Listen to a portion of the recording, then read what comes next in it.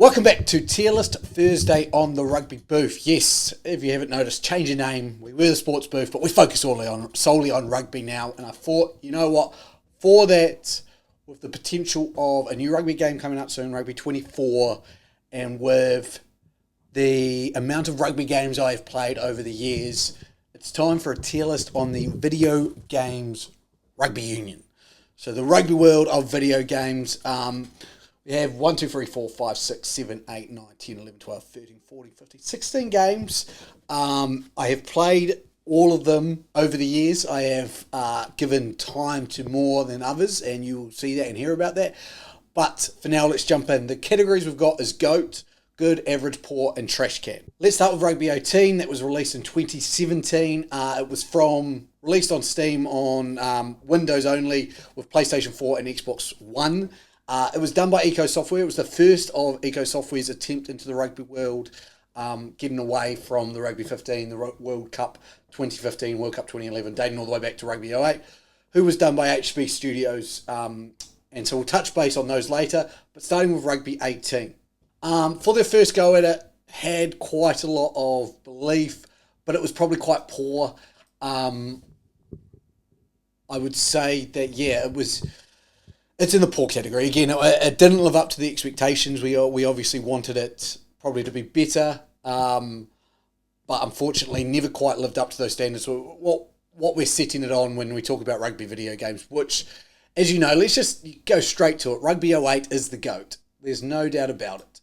Rugby 08 is the GOAT. That's the standard we set in rugby video games, and we haven't met it since Rugby 08.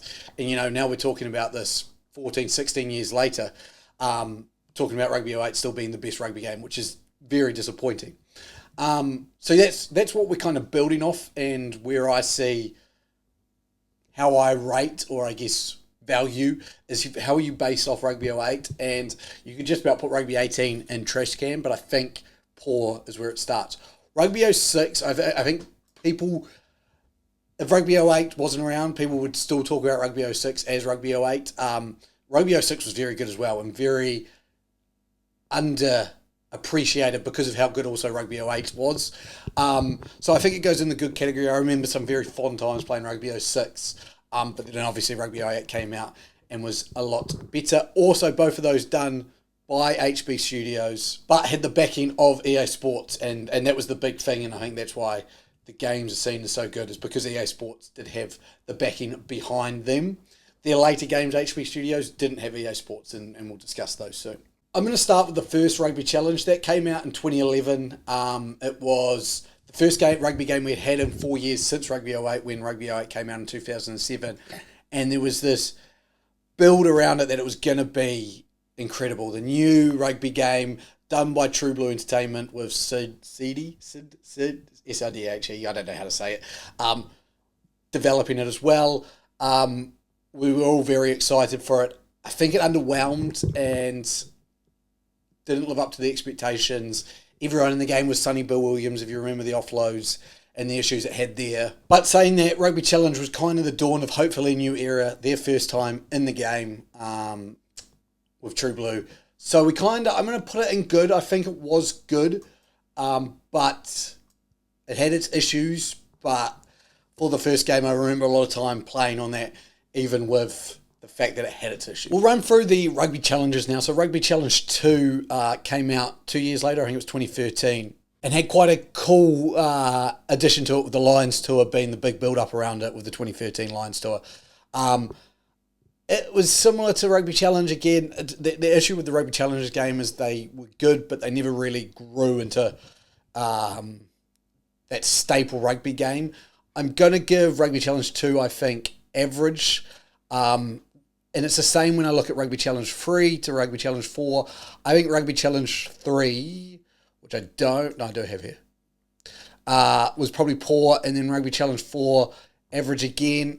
When we're basing it off Rugby 08 and where it is, and where Rugby Challenge 4 came out, I think it was 2020 it came out.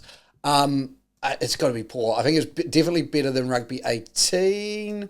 Was it?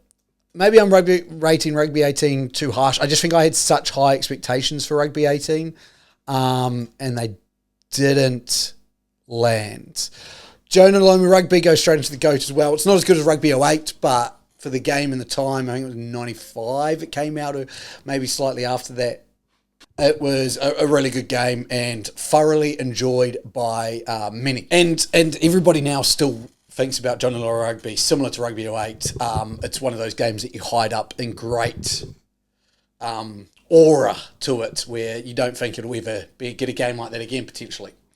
We're going to Rugby World Cup 2011. It was all right.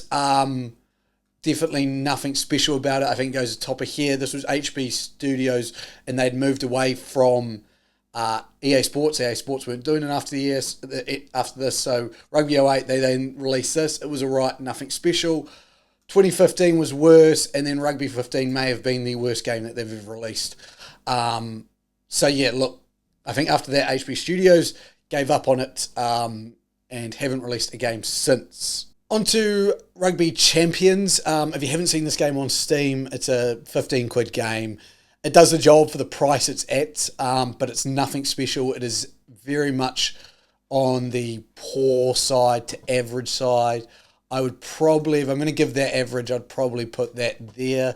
But again, we're comparing it to these GOATs, and it feels like there needs to be quite a gap here. Like, I don't even know if I'd call all of these, you know what I'm going to do? They're all going in poor. So I'm going to do this. This is where they sit. I think Rugby Challenge there. I think Rugby 06 deserves more respect than it is, but I'm going to put it in average just to show that there's this gap between what we've seen from Rugby 08 and Jonah Lomu Rugby to the rest of them. Rugby 20, I think, to me, was disappointing. It lacked quite a lot what we were expecting, especially after Rugby 18. I think we were expecting a development on top of that, which hasn't quite hit. But I've played quite a lot of Rugby 22, actually, on both Steam and on PlayStation. And I actually really enjoy Rugby 22, and I think it's an average game. Like, when you compare these games, like, not even to Rugby 08, but you compare it to, you know, your Maddens or your 2Ks or even your FIFAs, everything like that, rugby games lack a lot. And if we're going based on those, then it has to be in an average. If we're going based on these, it could jump up to good, but still these two are the predominant ones. When you say, oh, what's the best rugby video game out there, you're going to get one of those two answers. And if it's not Rugby 08, you're probably wrong. So that's where I rate it, and it's a sad state of affairs when you're looking at, like, what we've got 7 games in the poor category, 2 in the trash can category, and I could easily move more down there. I feel I've probably been a little bit lenient because of just how I felt as a rugby player my whole life, that I wanted a rugby game to be good. But that is kind of the level I see it at. And the fact that, yeah, we're waiting 16 years for a better rugby game than Rugby 08, or we're going on, 97, 2007, 2017, 30 years with a Jonah Lomu Rugby still being considered one of the best. It's a sad state of affairs for rugby video games. So Rugby 24, hopeful. The graphics look fantastic. It's done by a different software company, Big Ant Studios, with Nakon in the background. They did Rugby 22, so there's a lot of hope here. There's also been a lot of delays, which I imagine that means that the game's going to be a little bit buggy, because if you delay it, it's probably because it's buggy, not because it's not where you're wanting it at. No, because it's not where you want it at. So look, there's excitement from the trailers that we've seen, the clips that we've seen. There's potential there. But really, my hope is just a good game. If I can sit there and I can put Rugby 24 in good, we've got somewhere. If I can't, then, and we had another average game, maybe it's time for me to start a software company and see if I can do it better. Because, yeah, it's just unacceptable in the rugby world.